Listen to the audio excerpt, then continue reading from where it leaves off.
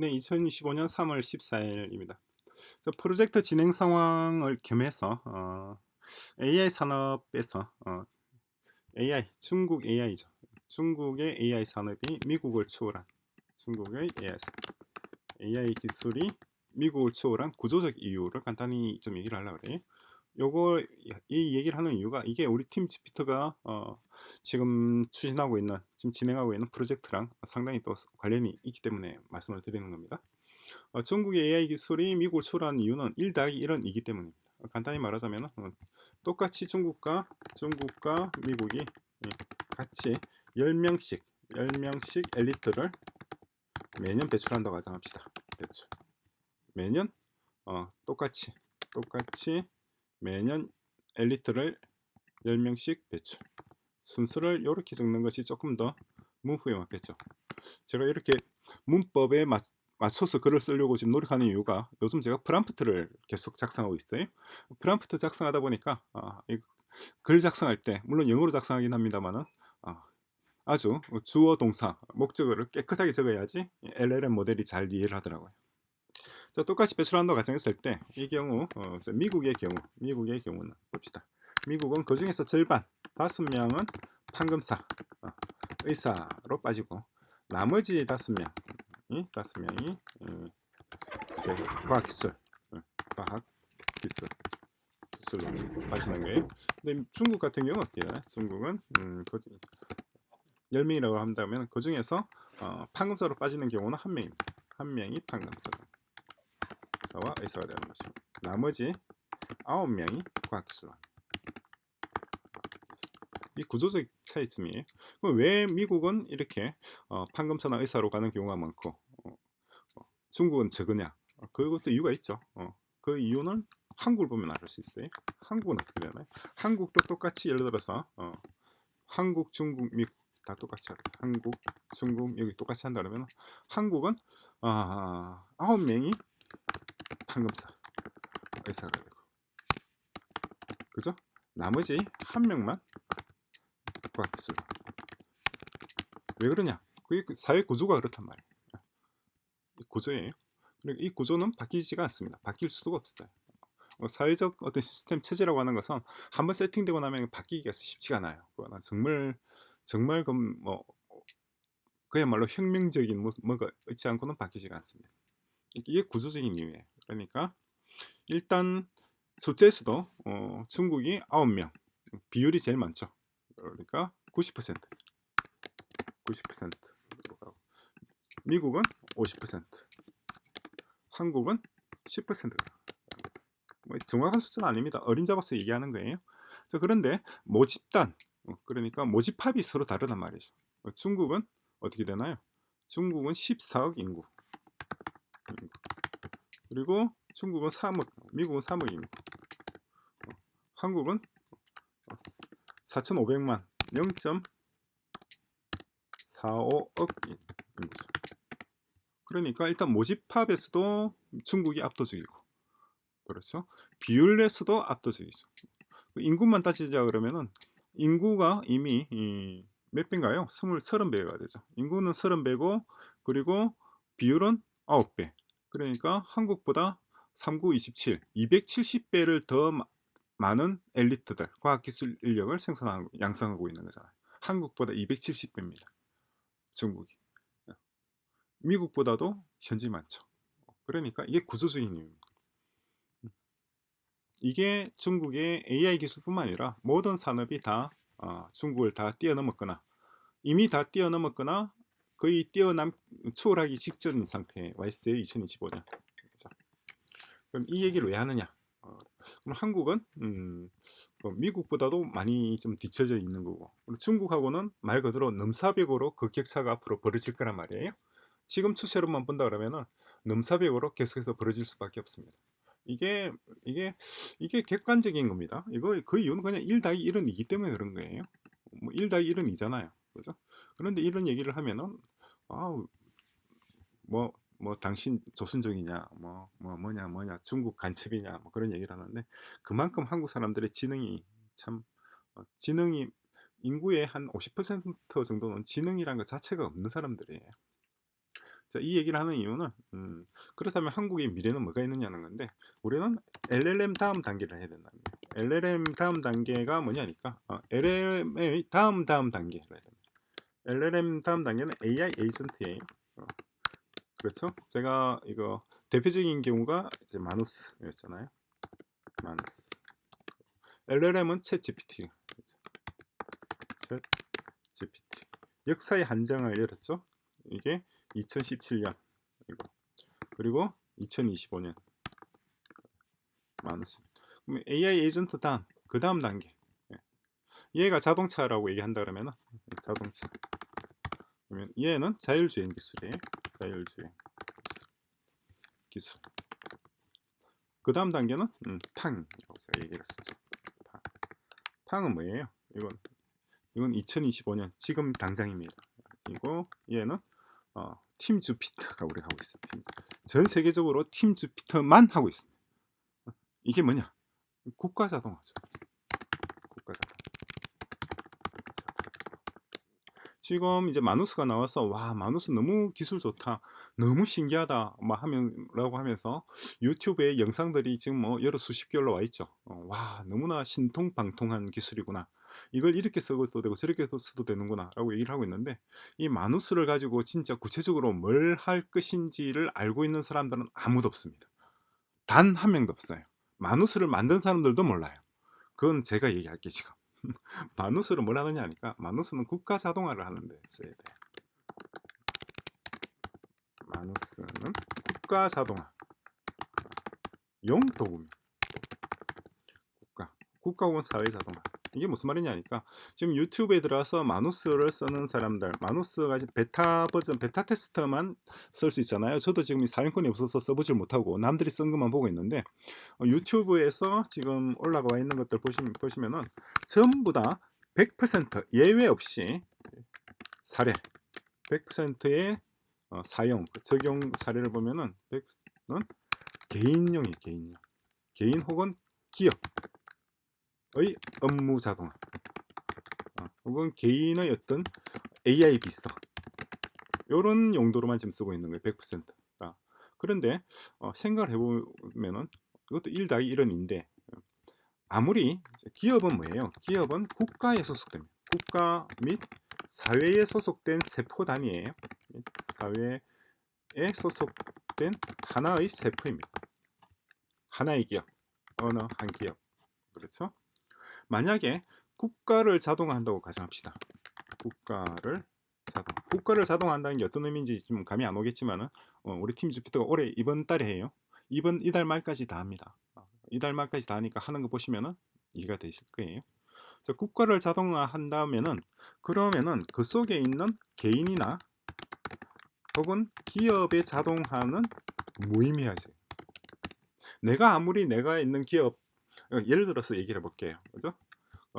자, 내가 A라는 기업을 A 기업이고, 이 기업은 무슨 뭐 양산을 만든다, 혹은 뭐 신발을 만든다, 혹은 컴퓨터를 만든다, 혹은 뭐 맛있는, 제가 엄청 좋아하는 제주시 연동의 국수 만찬, 고기국수를 만든다, 등등등 만들겠죠. 그래서 A 기업의 마케팅 전략을 세우고, 그죠? 이걸 뭐로 쓰느냐니까 마누스로 써. 고객 관리 시스템도 만들고, CRM이라고 그러죠.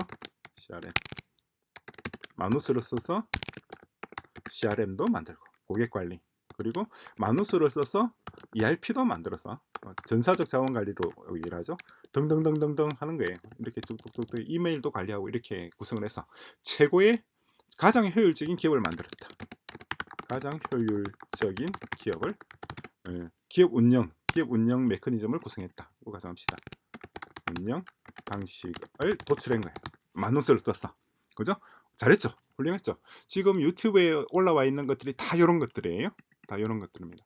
근데 이건 참 멍청한 거예요. 왜냐니까, 내가 마누스를 쓴다면은 다른 기업들은 마누스를 안 쓸겠어요? 내가 쓰면 다른 기업도 쓸 거 아니에요. 내가 인공지능으로 마케팅 전략을 해서 상대방에게 내 물품에 대해서 얼마나 좋은지 홍보한다 그러면은, 상대방도 마누스를 썼어. 홍보를 당하는 기업들도, 소비자들도 마누스를 써서 어떤 기업들이 뻥치지 않고 정말 괜찮은 가성비 좋은 물건을 생산하는지 파악을 할 거 아니에요. 안 그래요? 그 생각이 안 되나요? 그러면 그게 이게는 무슨 의미가 있나요? 이런 마누스를 이용해서 마케팅 전략을 세우고 고객 관리를 하고 내 상품이 얼마나 우수한지 상대방에게 광고를 잘 때려서 어떻게 하면 SEO라고 그러죠. 마누스를 이용해서 S, SEO, SEO, Search Engine Optimization, 검색 엔진에 어떻게 하면 잘 도출되게 할 것인지 등등을 지금 하고 있는 거예요. 사람들 유튜브에 올라와 있는 영상들이 다 이겁니다. 이건데 이거는 상대방이 소비자들이 그런 마누스를 쓰지 않고 나만 쓴다고 할 때 먹히다는 거죠. 상식적으로 그렇잖아요. 근데 상대방도 똑같이 AI를 쓴다. 그럼 이것들은 의미가 없는 거예요. 이해가 되나요? 국가 자동화라고 하는 건 뭐냐니까 국가에 있는 모든 단위들, 국가 자동화라고 하는 것은 국가 자동화 이걸 국가를 구성하는 모든 기관, 기업, 개인이 예외 없이 마누스와 같은 AI 에이전트를 이용하는 상황을 말하는 걸 이용하는 사회, 사회를 이런 사회인데 이런 사회를 어느 한 기관, 어느 한 단체 혹은 어느 한 개인이나 그룹이 이걸 사회를 시스템으로 구현하는 거예요. 이게 우리 팀 집중하는 거예요. 이걸 언제 하느냐니까 이번 달에 한다는 거예요.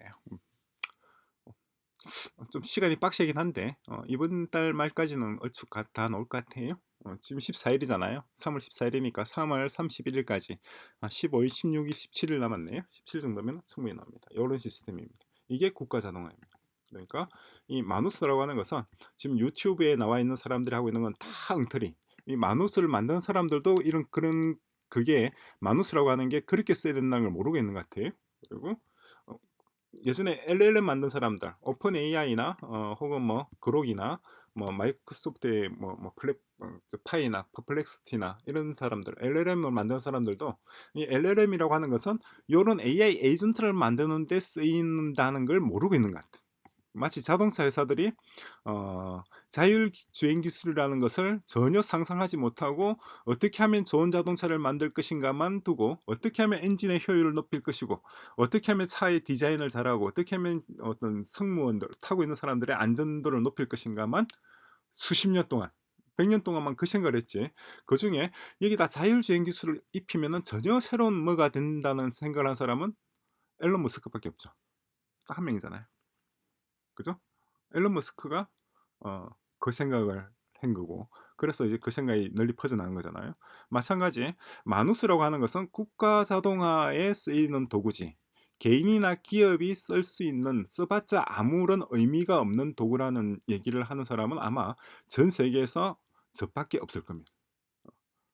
그리고 그 국가 자동화 마누스와 같은 AI 에이전트를 이용해서 국가 자동화를 진행하는 프로젝트 국가 자동화라는 어떤 프로젝트를 진행하고 있는 팀도 우리 팀 주피터뿐이고 그리고 그 결과를 만들어낼 것도 뭐 1년 뒤에 하겠다, 2년 뒤에 하겠다는 게 아니라 이번 달 내로 하겠다는 거예요. 그게 팡입니다. 팡은 Partially Automating Nationwide Governance. Nationwide Governance는 체제를 말하는 겁니다. 체제를 부분적으로 Partially Automating, 부분적으로 자동한다는 거예요. 그죠? 이 얘기를 왜 했느냐는 건데 중국의 AI 기술이 미국을 초월한 구조적 이유라는 이름을 제목을 붙였잖아요. 그죠? 이 얘기를 하는 이유가 뭐냐니까 우리가 한국이 현재의 AI 기술로 AI의 원천 기술, LLM을 만드는 기술로 미국이나 중국의 경쟁 상대가 될 수가 없습니다. 그건 구조적이에요. 어, 그리고 AI 에이전트를 만드는 기술은 그럼 우리가 미국이나 중국을 따라잡을 수 있느냐? 그래도 LLM보다는 이게 돈이 좀 적게 드니까 가능성이 있다고는 볼 수 있어요. 그죠? 그런데 이미 마누스가 나와버렸잖아요. 후발주자잖아요. 그리고 실리콘밸리에 있는 스타트업들의 절반이 이걸 만들고 있는데 AI 에이전트를 만들고 있는데 지금 거의 어, AI 산업의 스타트업이라 그러면은 거의 절반 태반이 다이 이 마누스를 벤치마킹하는 일을 하고 있어요. 그래서 이 마누스와 똑같거나 이거보다 더 좋은 걸 만들어내려고 지금 다 달라붙고 있는데 여기에 한국에 있는 기업들이 달라붙어서 뭐 생산이 별로 없잖아요. 그죠? 그럼 우리는 그 다음 단계로 나가는 게 맞죠. AI 에이전트의 다음 단계는 팡입니다. 이거는 확실합니다. 무슨 말이냐니까 지금 AI 에이전트로 뭔가 이런 뭐예요? 여기 무슨 마케팅 전략하는 법, 뭐 CRM을 구성하는 방법, 뭐 ERP를 구성하는 방법, 서치 엔진 옵티마이제이션을 하는 방법, 웹사이트를 만드는 방법 등등을 지금 계속해서 유튜브 올렸는데 웹사이트 만드는 거, 웹사이트 구성 자동화 이거 다 의미가 없습니다. 컨스트럭션 다 의미가 없어요. 앞으로 웹사이트는 사람이 보는 웹사이트는 의미가 없어요. 웹사이트는 앞으로 머신이 보는 머신용 웹사이트가 돼야 돼요.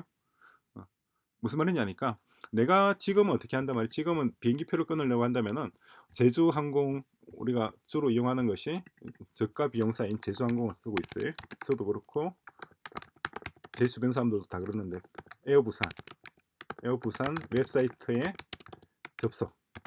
접속해서 그다음에 뭐 로그인하고 그러고 다음에 뭐 결제하고 뭐 그렇게 하잖아요. 일단 선택하고 결제하고 이거 사람이 하고 있잖아요. 지금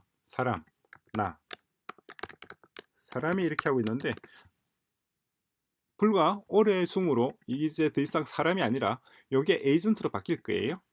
내가 하는 것이 아니라 나를 대신하는 나의 에이전트가 여기에 들어가서 접속하고 로그인하고 선택하고 결제할 거란 말이에요.